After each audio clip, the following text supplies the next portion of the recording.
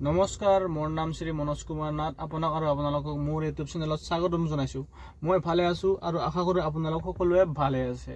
মই ভালে আছো আৰু আশা কৰো আপোনালোক সকলোৱে ভালে আছে। তো কি খবৰ? Okay, good good good.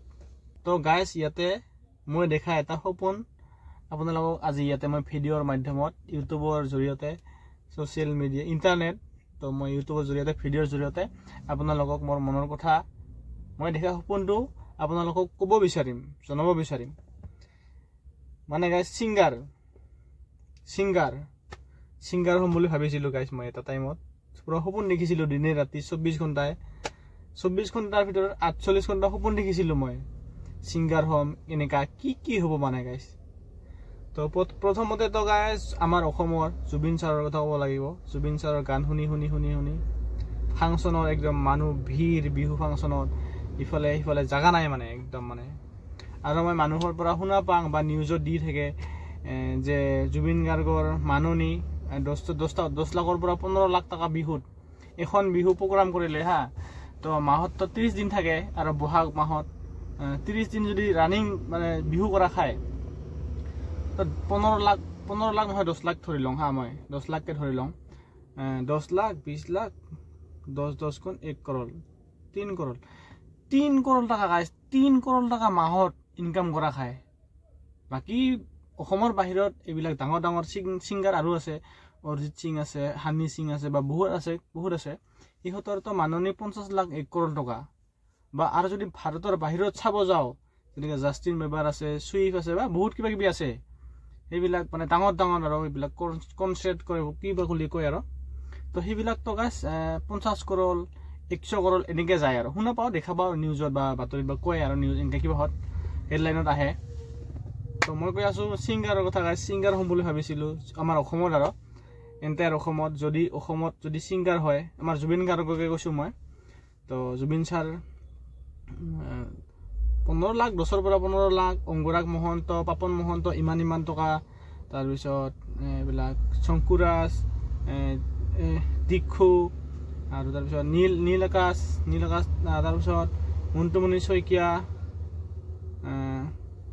বহুত আছে গাইজ। দীপলিনা ডেকা, প্ৰিয়ংকা ভৰা, বহুত আছে গাইজ। তো আমাৰ যিমান আৰু ছিংগাৰ আছে আমাৰ অসমত।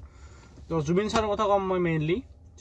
জুবিন গাৰ্গ মানে 10 লাখ টকা যদি এটা বিহু প্ৰগ্ৰাম কৰি পায়, ইমান মানে ফেমাছ, ইমান মানে ছুপাৰ, মানে ভাল লাগে আৰু গাইজ জুবিন গাৰ্গৰ সেই গীতবিলাক।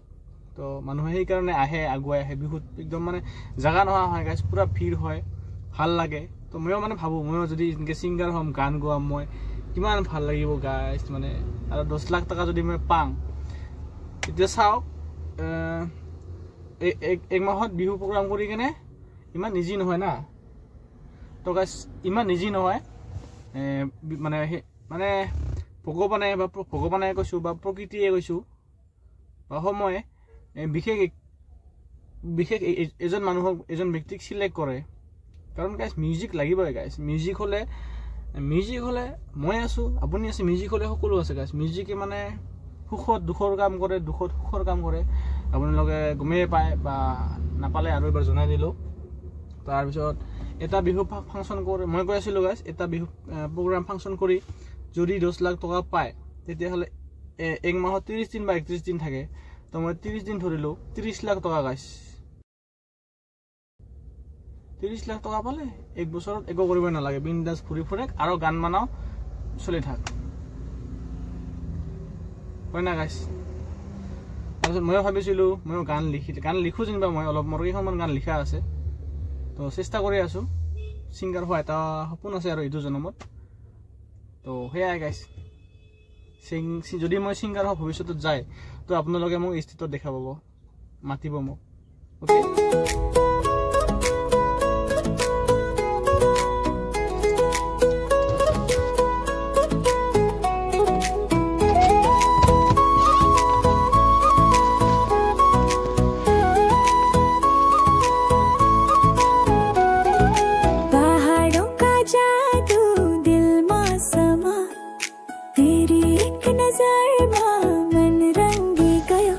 गढ़वाली हवा तेरों